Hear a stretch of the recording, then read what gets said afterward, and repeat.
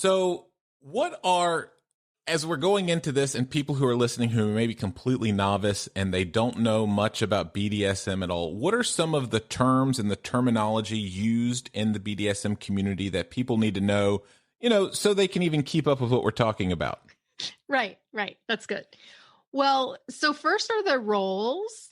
I like to think, so top and bottom are two of the roles. And I like to think of the top as the doer. Okay. And the bottom as the person who gets done. So in spanking, a spanking top spanks, a spanking bottom gets spanked. Then there's a switch, which is someone who switches between the top and bottom role.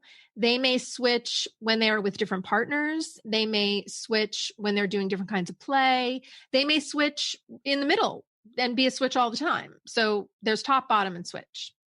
Then there's dominant.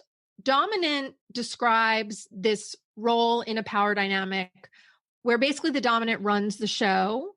Okay. And tells the submissive what to do, and may do things to the submissive or have the submissive do things to them.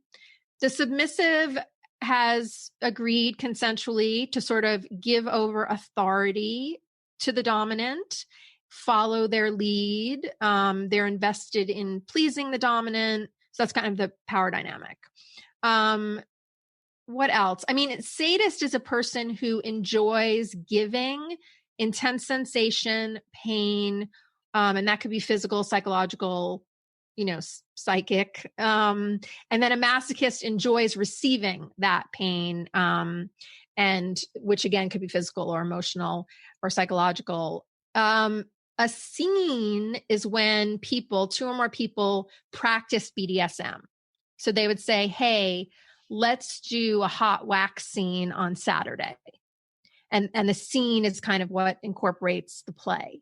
And the word play is used really often in BDSM because ultimately it is a kind of form of play. It's a form of adult play, sure. Right?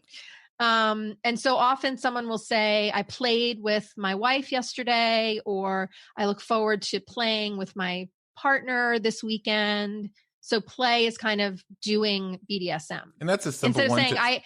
I look forward to doing BDSM with you, which is like a little mouthy. And that's a simple one for people to understand, because usually you'd say, you would say that, well, I played with myself or I played with a partner. So that's right. Kind of cross. So that's one they should be able to easily get, right? Right. And then there are play parties, for example, where you could have semi-public sex, or you could watch other people do BDSM, which is sometimes sexual and sometimes not. Well,